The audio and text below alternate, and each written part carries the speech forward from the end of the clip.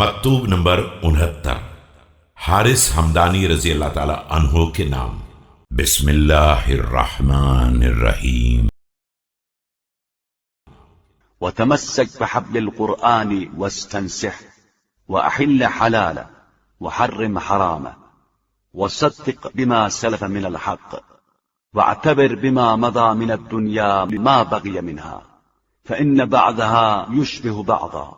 قرآن کی رسمان ہدایت سے وابستہ رہو اور اس سے نصیحت حاصل کرو، اس کے حلال کو حلال قرار دو اور حرام کو حرام۔ حق کی گزشتہ باتوں کی تصدیق کرو اور دنیا کے ماضی سے اس کے مستقبل کے لیے عبرت حاصل کرو کہ اس کا ایک حصہ دوسرے سے مشابہت رکھتا ہے، وآخرها لاحق بأولها وكلها حائل مفارق وعظم اسم الله أن تذكره إلا على حق وأكثر ذكر الموت وما بعد الموت۔ اور آخر اول سے ملحق ہونے والا ہے اور سب کا سب زائل ہونے والا اور جدا ہونے والا ہے۔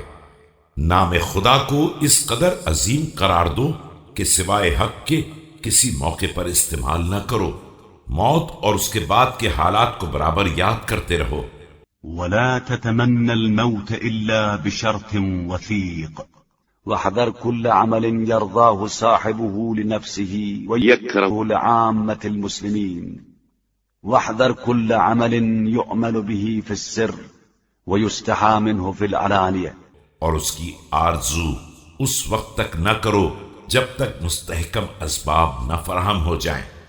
ہر اس کام سے پرہیز کرو جسے آدمی اپنے لیے پسند کرتا ہو اور عام مسلمانوں کے لیے ناپسند کرتا ہو، اور ہر اس کام سے بچتے رہو جو تنہائی میں کیا جا سکتا ہو اور علل اعلان انجام دینے میں شرم محسوس کی جاتی ہو۔